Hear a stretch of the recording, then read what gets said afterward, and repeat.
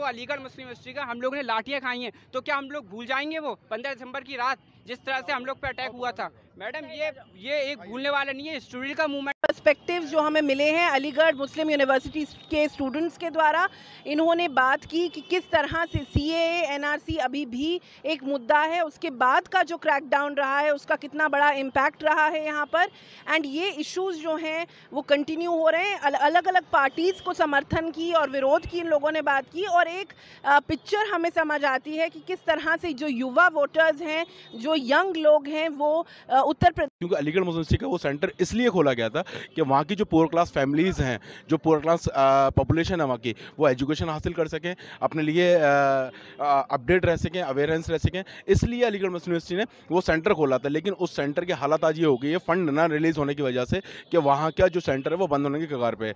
Ma'am, जैसा कि आप बात कर रही हैं कि करंट पॉलिटिक्स में अभी जो जनता है वो बात करती है विकास की, अभी जो जनता है वो बात करती है संविधान की, अभी जो जनता है वो बात करती है एजुकेशन की, अभी जो जनता है वो बात करती है डेवलपमेंट और परिवर्तन यानी चेंज।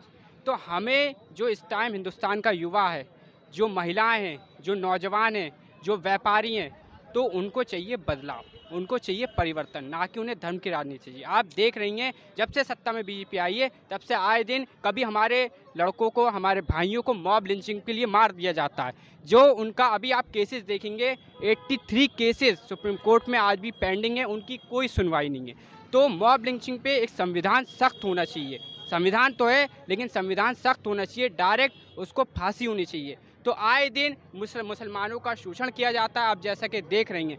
तो अब यहाँ का हिंदुस्तान का नौजवान जाहिल नहीं है, बहुत पढ़ा लिखा है, एजुकेटेड है। और हम लोग अलीगढ़ मुस्लिम यूनिवर्सिटी से ताल्लुक़ रखते हैं, हम लोग यहाँ के स्टूडेंट हैं, तो हम लोग भटकेंगे नहीं। जो बीजेपी के इतने सालों से उसका यही काम है कि खाली जनता को गुमराह करना है, उसके अलावा उनके पास कोई काम नहीं है। सीए आने से आपने ये देखा जो अलीगढ़ मुस्लिम यूनिवर्सिटी के हमारे कितने छात्रों पे सोशल एक्टिविस्ट हुए। मैं इमरान मिंटो, मैं खुद एक सोशल एक्टिविस्ट हूँ। कितने लड़कों को जेल भेजा गया, कहीं ना कहीं उनको कितनी ज़्यादती उठानी पड़ी। उनका बस एक कसूर था, उन्होंने एक संविधान के खिलाफ आवाज़ उठाई थी। उनका ये कसूर था, उन्होंने अपने भाइयों के लिए आवाज़ उठाई थी। उनका ये कसूर था कि उन्होंने संविधान की रक्षा करने के लिए आवाज़ उठाई थी। मेरा सवाल ये है कि क्या अभी भी सीएए एनआरसी यहाँ के यूथ के लिए और आप लोगों के लिए अभी भी एक बड़ा मुद्दा है? बड़ा मुद्दा है इसमें। हम लोगों ने जाने गई हैं, हम लोग को जेल में भेजा गया, हम लोग ने लाठियां खाएंगे, तो कैसे मुद्दा नहीं रहेगा? जामिया के लड़कों को अलीगढ़ मुस्लिम यूनिवर्सिटी का हम लोग ने लाठियां खाई हैं, तो क्या हम लोग भूल जाएंगे वो 15 दिसंबर की रात जिस तरह से हम लोग पे अटैक हुआ था? मैडम, ये एक भूलने वाला नहीं है, स्टूडेंट का मूवमेंट रहेगा और इतिहास के पन्नों में लिख गया। जी, सीएए एनआरसी पे मैं एक बात बोलना चाह रहा हूँ कि मैं खुद 100 दिन जेल में रहकर आया था अभी सीएए एनआरसी के मामले में। तो ये कहीं ना, और अभी भी हमारे ऊपर केस चल रहे हैं, हमें तारीखें करनी पड़ती हैं, हमें रोज़ कोर्ट कचहरी जाना पड़ता है, तो ये नुकसान